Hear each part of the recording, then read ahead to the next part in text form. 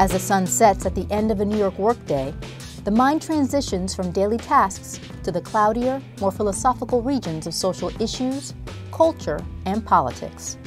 In a democracy, every perspective on the world is important, and people in art and culture have surprising bodies of knowledge that can shed fresh light on today's reality.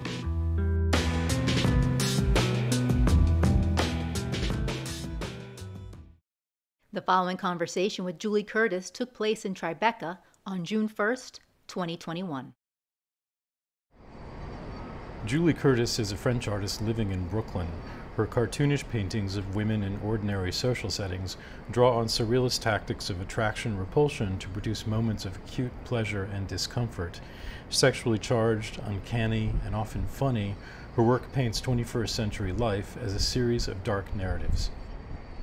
You have an interesting family background, I think. Your father's Vietnamese, your mother's French, but beyond that, you also grew up in Montreuil, which is sort of a communist enclave. Is that right? I think it's because Montreuil was working those partnerships with so many different countries in the world. So there was this real kind of culture of brotherhood or of like international help. And so I think that's a bit what I grew up in without being really aware of what was going on. When I was there and being a teenager, it was the second capital of Mali. So lots of Malians in Montreuil. Lots of, and this is a suburb of Paris, more it's or a less, suburb right? city of Paris, like really like touching Paris basically. And it's probably going to be eventually integrated and become a new arrondissement. But I think a little bit of that culture is kind of going away. Slowly fading, but now Montreuil would be, while super multicultural, it's also where a lot of artists have studios, so it's very culturally alive. You've liked Japanese culture for a long time, and especially like manga. It's kind of essential to your work in a way. I know you're trained as a painter, but it's this infusion of kind of cartoons into painting, the painting vocabulary? You know, I think before even mangas, which was more like my boyfriend's kind of passion. I grew up always drawing and I wanted to be an illustrator. I was fascinated with illustrations and text and narratives and stories and going into worlds. And then, of course, then I got acquainted with manga culture, but I think also in France there's a very strong comic book culture. I just remember growing up with my mother reading comic books, you know, the classics from Spirou, Tintin, Quick et Fluke, and all these characters, and also more like real adult, what you call graphic novels. That, and then me visiting Japan, like actually living in Japan for a year. And incorporating all these different influences into my work. And I have to say, it's one of the most memorable experiences I had, and at the same time, it was so difficult. Japanese culture is completely alien to the West, Western culture. It's even very different from Vietnamese culture and other Asian culture that I know. It's a very press culture, and after a year, I was really ready to move back to France. I didn't feel like I could. In a way, it's strange because it's such a refined, sophisticated culture, and at the same time, because it's so old, you know, they have a hard time kind of like letting go a bit of the craft, of the tradition. There's a purity to it which we admire, but it also makes it very severe. It can also be kind of violent. I compare Japan to England in some ways. They're both kind of island countries, and they're admirable for this distinct culture they've created, but they can be really brutal when it comes to conflicts, like with other countries or judgments about people from other places and things like that. Oh, yes. Well, it's also a very machist culture. On one hand, they're very hospitable and welcoming, and people were so kind and friendly, and we found the nicest people there. And at the same time, you know, we encountered more racism than in other places. You have these, you know, polar opposite qualities. But did any of that sort of carry over to your own work? Because I mean, your own work is very.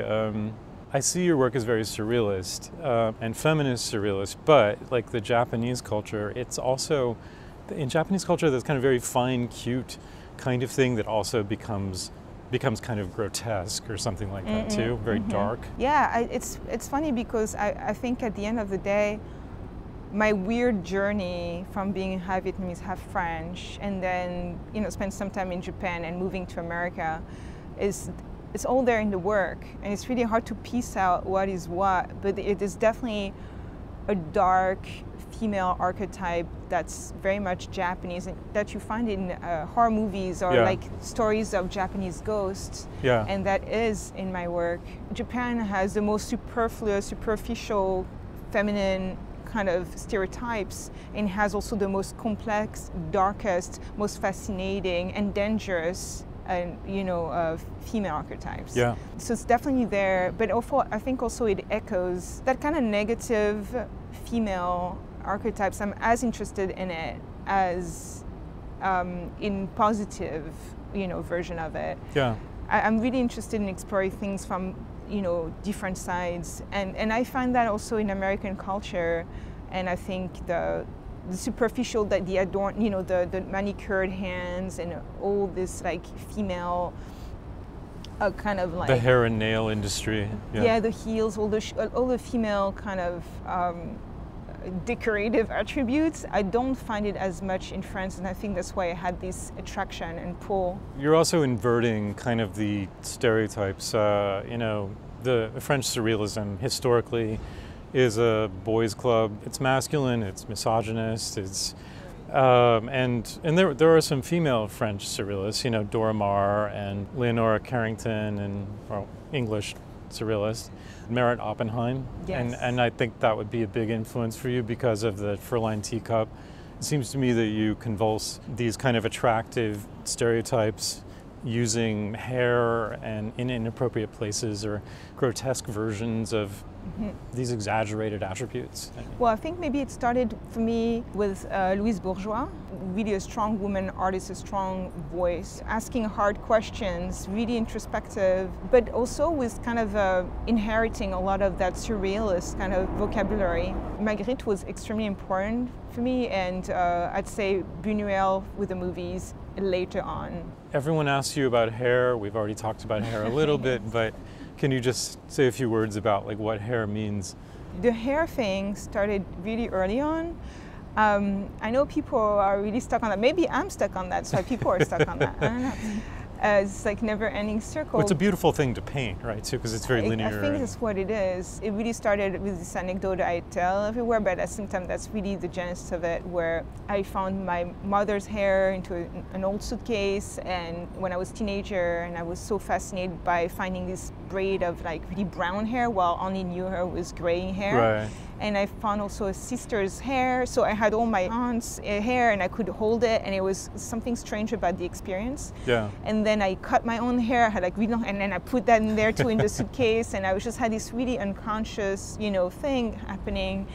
And then I started to use it in my art, and it just became really just natural. And then it evolved painting things that had like that kind of brush, kind of comic book line that Charles Burns was really using. Charles Burns was really at the core, at the beginning of all that. It's more about, I think, hypnosis, painting that Right. texture. But hair has a kind of essential surrealist thing too, because it kind of morphs into other things, which is kind of a classic surrealist trick, is like seeing something one way and then suddenly seeing it as something else. Yes, it's about this elemental substance that is this and this and this. It's not clear. It's very mercurial in a way.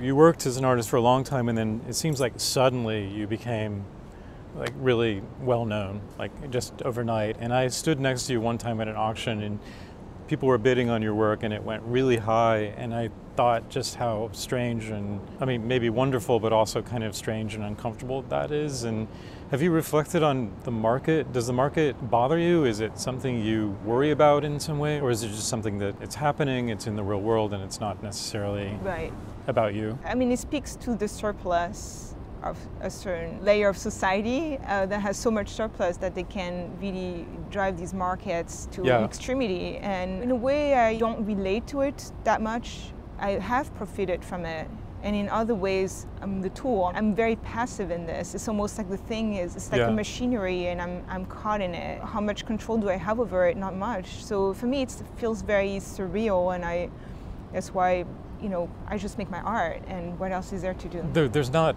any reason to drive yourself crazy, because there's not really getting any better control over it than one has. And it's probably important to clarify for, you know, anyone watching this that the artist makes money when they first sell their work, but once it goes into a secondary market, when it gets sold at auction or something, then that investor is the one who makes the money. So if something jumps in price from $8,000 to $80,000, you know, that's not yours. Yeah, and I don't know how much people know about this, because people were sending me congratulations messages for the first auction for that painting that sold for $1,400. Can't remember. I think I probably made half of that for the commission, and everybody was like, "Congrats!" And it's like, well, congratulate the buyer. Yeah. Yeah. You worked in studios like a lot of artists do, doing different things, but you worked for Cause and also for Jeff Koons. That was my real first like art world experience. I got to New York from Paris. For me, it was like, oh my God, like that was almost like the accomplishment. And then, you know, after a year, I'm like, well, no, I think I'm going to move on. But I learned a lot, and it's such a big machine. Like 120 people worked there when I worked there, and so I think it was interesting though, because he held me to a certain level of standards in terms of quality. Then there was Jeff Koons, and working for Brian for Cause. I learned so much from Brian too, as a businessman and as a collector, and as someone who's really savvy and really making a lot of smart decisions. But also he taught me about what I want to do and what I don't want to do. And one part of it for me that seems now, having spent enough time with more of a proper career, I realize how much I want to stay really hands-on on the process. For me, it's just too important, and I can't really let go of that. I think a lot of people in the humanities in general have a kind of a fear of market, and in some ways even to have some success is shameful to them or something. The more you can sort of like intersect with the marketplace, the more you can control what you do in the end, right? Yeah, yes. I think you choose what you want to do at the end of the day. We always have to compromise, of course, but there's more power to decide where you want to go. You just have to know it. There is also a certain thing about being more exposed and being more visible and and being more successful that it is also a little bitter to it. You know, there's a lot of disenchantment with the art world. Like when you're not in there, I remember being really like, everything was glossy and wonderful, and then you're on the inside and it's a bit like seeing how the sausage is made. So it's not that glamorous, but you know, at the end of the day, it must be a separation between everything that pertains to career and what is it about your process and your own relationship, sincere relationship with your process and your art. Julie Curtis's work is currently on view at White Cube Gallery in London. A group show curated by Curtis titled The Shoe Show opens at Window, a downtown satellite of Anton Kern Gallery, on June 30th. Her work will also be featured next month in an outdoor exhibition at The Shed.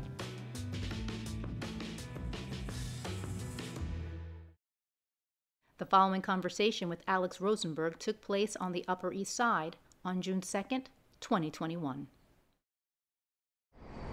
Alex Rosenberg is an art appraiser, dealer, and publisher. At 102, he was close to many of the 20th century's greatest modern artists, such as Henry Moore and Salvador Dali. A lifelong political progressive, his values were formed under the precepts of his New York Jewish upbringing. In the 1980s, he delved into a complex relationship with Cuba and Fidel Castro. So Alex, you just had a birthday recently, right? Yes, I was just 102 years old. 102. It's obviously genes, right? But something to do with temperament? I think A, I had the right genes. Yeah. B, I've been very lucky. During the war, I crashed planes and walked away from it. I've totaled 2 automobiles and walked away. And then having Carol as a wife is another reason you live a long time. She doesn't let you die. Temperament has a lot to do with maybe people's health. You know, you've met a lot of interesting people, famous people, difficult people, but you've come through that unscathed as well. I had a very interesting life, really. The most interesting part of it is that I was not aware of how important these people were when I was with them. They were friends. I mean, when I look back at my friendship with Henry Moore, with Salvatore Dali, with Alexander Calder, Romar Bearden, and so forth, I accept it as a matter of fact. People ask me very often, how come you don't have a great art collection of these people's works? And the fact is that I saw them as eternal. I never thought of them dying or that I wouldn't be able to get work from them. Mm-hmm. As long as I could work with them, I was very happy. You had a long career as a print dealer. I mean, you published editions. I was a publisher mainly. I was far more interested in making the work than in selling it. Was there a good market for prints at that time? At that time, the market was excellent. We prospered very well. I mean, it wasn't so when I finally closed the gallery. By that time, prints were starting to go downhill. But in the 60s, the late 60s, the early 70s, it was like printing money. I shouldn't make it sound that simple. I was working with the greatest artists. I actually did an edition with Picasso. I did 2 with Miro. I did 1 with Chagall. I worked with almost anyone I wanted to work with. Prints were kind of an entry-level art collectors. Was there like an expanding market for art collecting then? It was quite different in those days. There actually were collectors of prints. This was their primary field of art. You have been an expert in sort of trials over, I guess, controversies over authenticity. Sometimes authenticity, sometimes value. That's how I make a living. People who don't know about the art world think that there are lots of fakes out there. There's less of that going on really than just conflicts over what the valuation is, honestly. It is true. There's a tremendous amount of fakes because of the value. People who had skills in making fakes made money, not prints. Today they make prints, not money. Fakes can be made all the time, so that in the case of Dali, for instance, there is actually more fake Dali prints on the market than real ones. It's already reached the tipping point. Yeah. And this will happen with many artists. Talk about Dali a little bit. I mean, he was quite a showman, right? I mean, I wouldn't say he's the first. Maybe Marcel Duchamp was the first to be a kind of dandy personality as an artist, but Dali definitely precedes Warhol in that sense. Dali was one of the tragic figures in my eyes. He had unlimited ability. He was a great artist, and we're seeing his paintings now starting to sell for a lot of money. But he believed in those days, and perhaps correctly in the time he was in, that PR was more important than ability. So he did everything to foster his reputation by PR. In doing so, he destroyed his reputation as an artist and became known as a clown of some type. But he really wasn't. I mean, the accent that he used was not real. Laid it on. He had an accent, but nothing like what you heard. The artists you worked with, you agreed with politically. Did you ever encounter any artists you just couldn't work with because of their politics? Well, it's interesting that you touch on that, because I never had a successful art relationship with an artist with whom I didn't have a successful personal relationship. Yeah. I worked with some. The worst of all was Hans Bellmer, who the French called Hans Bellmer and the Germans called him Jean Bellmer, because each one wanted to repudiate him. And he was reputed to have turned his father into the Nazis. He was Jewish. I contracted to do some work with him, and I couldn't wait till it was over. Magnificent etcher, excellent, beautiful, but a horrible person. Most people want to be friendly. They want people to like them. They want to like other people. So you're looking at people who dislike themselves as well as everyone else. One of the unfortunate aspects of today here in the United States. These are people who dislike themselves as well as everyone else. Do you think that's an intrinsic thing in just certain people, or do you think it's also been stoked, I think, for political reasons as well, right? I think there's an element of this in almost all of us. The question is, do circumstances bring it out? I mean, I think what we saw in Germany, the Germans weren't all bad people, and yet they all performed very poorly. We have the same thing in the United States. We have about 30% of the American public that has not succeeded. And because they haven't succeeded, they are hateful, that they feel the system has deprived them of success, not recognizing that it's true at times, but in many cases, it's themselves to blame, not the society. I haven't changed my political views. They remain the same. I feel we live in an enormously wealthy country, and there isn't any reason in the world that there should be poverty in this country. We suffer from a lack of dividing the wealth that we have. Yeah. And I think Biden is the first president I know who's really making some attempt, at least. He sounds as though he's making an attempt to equalize the situation a little better. Yeah. And I hope he succeeds. Let me ask you about Cuba. You met with Castro at one point. What did they want to see happen through cultural exchange? I don't believe there was any aspect to him that was culturally imbued. Baseball, yes. Fishing, yes. He was a real outdoor man. Yeah, like a Hemingway. Yeah. But he was smart enough to understand that you have to sponsor culture as part of tourism. Yeah. And he did. What happens in Cuba in terms of a market, in a country which doesn't really allow markets except maybe exports? There are aspects of two economies. One that deals with the tourists and foreigners, and the other domestics. My job, for which I ultimately got my Doctor of Science, was to teach the Cubans how to value things. Because it's amazing, you don't think of it, but capitalist values are very different from socialist values. I introduced the valuation, the capitalist theories of valuation to Cuba. It seems contrary to Cuban political values for someone to come in America, no less, to teach valuation. Our endeavors have always been in the cultural field.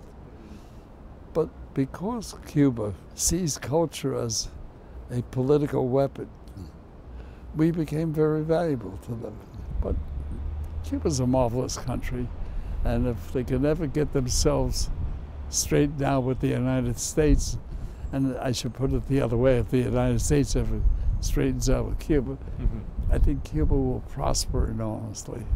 I'll never forget, we were there when Obama came, and at the same time the Rolling Stones were there, and the baseball teams were there. 1 million people came to see the Rolling Stones. There's a tremendous affinity for America and its culture. Let me ask you about Judaism. You've said you're agnostic, but you also are very attached to your religion. No, I am very Jewish, but I'm culturally Jewish, not religiously so. I'm not an atheist, but I'm agnostic, as I said. But I do believe in the precepts of Judaism.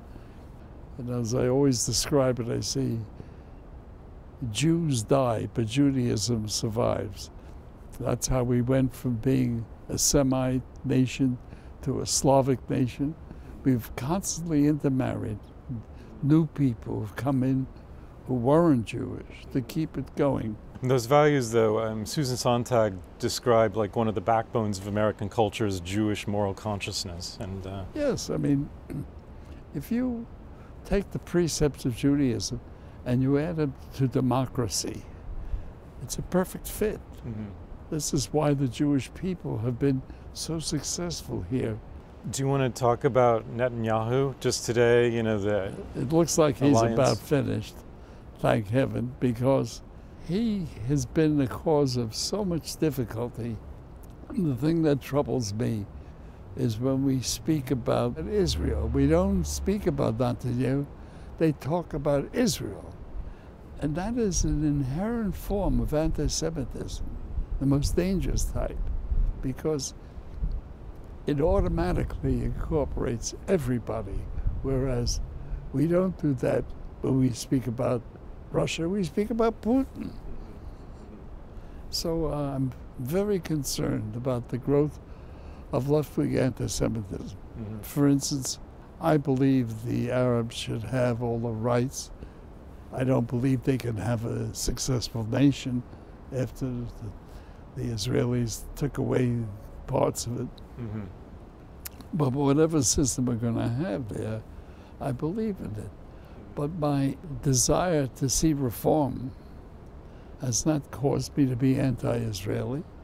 It has caused me to be anti-Netanyahu. Yeah. I was against Shamir. I was against that whole bunch. But I think with Netanyahu out, there is some chance for salvation. The present government has only one thing in common, a hatred for Netanyahu. They themselves cannot agree on anything. I think getting him out at least gives us a chance to reform the system. Alex Rosenberg 100 was published in 2019 on his 100th birthday. Mr. Rosenberg continues to go to work every day.